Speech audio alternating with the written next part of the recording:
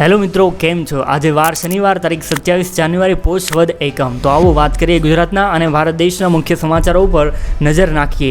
જોઈએ સૌપ્રથમ મોટી ખબરમાં તો પીએમ કિસાન યોજનામાં પીએમ નરેન્દ્ર મોદીએ કિસાન નિધિનો 16મો હપ્તો જાહેર કર્યો. આ યોજનામાં છેતરપિંડી અટકાવવા માટે સરકારે જમીન ચકાસણી અને ઈ કેવાયસી ફરજિયાત બનાવ્યું છે. અને મિત્રો, ઈ કેવાયસી માટેની છેલ્લી તારીખ 15 જૂન છે. જો તમે ઈ કેવાયસી નહીં કરો તો તમને 16મો હપ્તો નહીં મળે. જો તમે ઘરે બેઠા ઈ કેવાયસી કરવા માંગતા હોવ તો જુઓ છેલ્લા સમાચાર. જોઈએ પછીની મોટી ખબર તો 75માં ગણતંત્ર દિવસની ઉજવણીમાં કડકડતી ઠંડી અને ગાઢ ધુમ્મસ વચ્ચે કર્તવ્ય પથ પર પીએમ મોદી પણ પહોંચ્યા હતા અને દેશવાસીઓને 75માં ગણતંત્ર દિવસની શુભકામના પાઠવી હતી.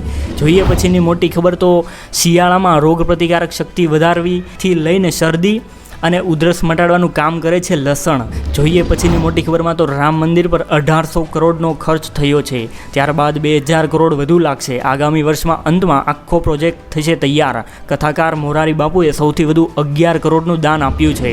જોઈએ પછીની મોટી ખબરમાં તો તારીખ 22 જાન્યુઆરીથી સતત 3 દિવસ સુધી કિસાન મેળાનું આયોજન આણંદમાં કરવામાં આવ્યું હતું. જેના અંતે ખેડૂતોને આવક વધારવા માટે મહાનુભાવોએ ખેડૂતોને ઔષધીય વનસ્પતિઓની ખેતી, પ્રોસેસિંગ, વેપાર અને માર્કેટિંગનો લાભ મેળવવા માટે આઈસીઆર, ડીએમપીઆર સાથે જોડાયેલા રહેવા અપીલ કરી હતી. વધુમાં તેઓએ ઉમેર્યું હતું કે ખેડૂતોની આવક વધારવા માટે ઔષધીય અને સુગંધિત છોડનું પરંપરાગત પાકની સાથે સહવાવેતર કરવું જોઈએ, જેથી ખેડૂત મિત્રો સારી એવી કમાણી કરી શકે છે. જોઈએ પછીની મોટી ખબરમાં તો ઇન્ટરનેટ વિના પણ રસ્તો બતાવશે ગૂગલ મેપ. શું તમને ખબર છે આ ટ્રીક? ઇન્ટરનેટ વિના ગૂગલ મેપ્સનો ઉપયોગ કેવી રીતે કરવો?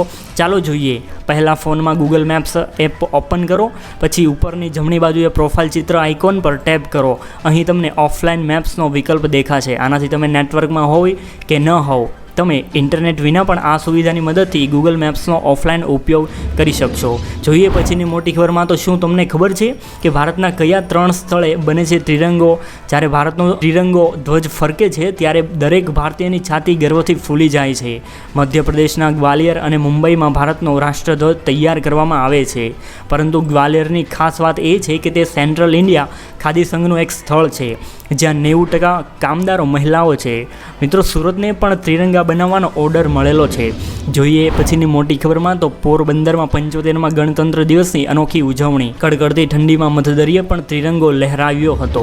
જોઈએ પછીની મોટી ખબરમાં તો ગૌતમ અદાણીની આ કંપનીએ રોકાણકારોને કર્યા માલામાલ. માત્ર 6 મહિનામાં જ રોકાણકારોના રૂપિયા થયા ડબલ. અદાણી પાવરના શેર 25 જાન્યુઆરી 2024ના રોજ 542.50 રૂપિયા પર પહોંચ્યા હતા. અદાણી ગ્રુપની આ કંપનીના શેરમાં 113% વધારો જોવા મળ્યો હતો. જોઈએ પછીના મોટી ખબરમાં તો ગુજરાતનું ગૌરવ. રાષ્ટ્રપતિ ભવનમાંથી આમંત્રણ મળતા રસીલાબેન વાઢેર ગઈકાલે ગુજરાત સરકારની પરવાનગીથી દિલ્હી ખાતે 26મી જાન્યુઆરીની સેરેમનીમાં કાર્યક્રમમાં હાજર રહ્યા હતા, જે દેશના પ્રથમ મહિલા રેસ્ક્યુ ફોરેસ્ટર ઓફિસર છે. જોઈએ પછીની મોટી ખબરમાં તો કોઈ દુકાનદાર તમને નાના સિક્કા લેવાની ના પાડે છે તો તેમને જેલ પણ થઈ શકે છે. સાથે જ કેટલી વખત દુકાનમાં સામાન લીધા બાદ સિક્કાના બદલે ચોકલેટ આપી દે છે. એવું કરનારા વિરુદ્ધ હવે કાર્યવાહી થઈ શકે છે. બિહારના જમુઈ જિલ્લાના ડીએમ રાકેશે આ સમસ્યાને લઈને આ એક આદેશ જાહેર કર્યો છે. તેમણે કહ્યું છે કે સિક્કા ન લેવા ગેરકાયદેસર છે. જોઈએ પછીની મોટી ખબરમાં તો ફ્રાન્સના રાષ્ટ્રપતિ જયપુરના બન્યા મહેમાન. પીએમ મોદી અને ઇમેન્યુઅલ મેક્રોન રાજસ્થાનના જયપુરમાં ભવ્ય રોડ શો યોજાયો હતો. ત્યારબાદ આજના રાશિફળમાં જોઈએ તો મેષ રાશિના લોકોને આજે વેપારમાં જોખમ ઉઠાવવું ફાયદાકારક સાબિત થશે. લાભની છે શક્યતા. ત્યારબાદ સિંહ રાશિના લોકોને આજે નિષ્ફળતા વચ્ચે સફળતા મળશે. વ્યવસાયમાં વધારે લાભ થશે. જોઈએ પછીની મોટી ખબરમાં તો ભારત બાદ જાપાનને મળી મોટી સફળતા. મૂન સ્નાઇપરે ચંદ્ર પર સફળતાપૂર્વક કર્યું લેન્ડિંગ. જોઈએ પછીની મોટી ખબરમાં તો 2025ના અંત સુધીમાં હવામાં જોવા મળશે ઉડતી કાર. માત્ર 12,000 રૂપિયામાં કરાવી શકો છો પ્રી બુકિંગ. જોઈએ પછીની મોટી ખબરમાં તો સોનાના ભાવમાં થયો ઘટાડો. અમદાવાદની વાત કરીએ તો 22 કેરેટ સોનાનો ભાવ 57,750 રૂપિયા રહ્યો હતો. જોઈએ પછીની મોટી ખબરમાં તો ગુજરાત સરકારની પશુપાલકોને મોટી ભેટ. પશુપાલકો માટે કુદરતી આફતો જેવી કે પૂર, અતિવૃષ્ટિ, દુકાળ, ભૂકંપ, વાવાઝોડું વગેરે પરિસ્થિતિમાં પશુઓના મૃત્યુ થતાં તમામ વર્ગના પશુપાલકોને નાણાકીય સહાય સ્વરૂપેની રકમ તેમના બેંક ખાતામાં આપશે. વધુ જાણકારી માટે તમે તેના પોર્ટલ પર જઈને માહિતી મેળવી શકો છો. જોઈએ પછીની મોટી ખબરમાં તો હવે ઘર આંગણે બનશે પાસપોર્ટ ઓફિસ સુધી હવે ધક્કો નહીં ખાવો પડે. અમદાવાદમાં શરૂ થશે હરતી ફરતી મારુતિ વાન. અમદાવાદ શહેરમાં હરતી ફરતી પાસપોર્ટ કચેરી શરૂ કરાશે. એક મારુતિ વેનમાં જ દસ્તાવેજ સ્કેન કરી ફિંગરપ્રિન્ટ વચ્ચે ફોટા લેવાશે. નવા પાસપોર્ટ માટેની અરજી પણ સબમિટ કરી શકાશે. પાસપોર્ટ ઓફિસ સુધીના ધક્કા થયા બંધ. જોઈએ પછીની મોટી ખબરમાં તો દુનિયામાં પ્રથમવાર અમેરિકાના કેદીને નાઇટ્રોજનથી મોતની સજા મળી હતી. અમેરિકાના આબાલામાં રાજ્યમાં હત્યાના દોષી કેનેથ યુજીન સ્મિથને નાઇટ્રોજન ગેસનો ઉપયોગ કરીને મોતની સજા ફટકારવામાં આવી હતી. મિત્રો, તમને લાગે છે કે ભારતમાં પણ આવી સજા થવી જોઈએ? તમારું આ બાબતે શું કહેવું છે? કમેન્ટમાં જણાવવા વિનંતી. જોઈએ પછીની મોટી ખબર તો 75માં પ્રજાસત્તાક પર્વ પર સીમા સુરક્ષા દળે ઇતિહાસ રચ્યો.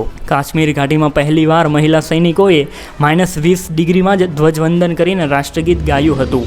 જોઈએ પછીની મોટી ખબરમાં તો અયોધ્યા ટુરિઝમથી ઊભી થશે રોજગારીની તકો. આ સેક્ટરમાં મળશે 2 લાખ નોકરીઓ.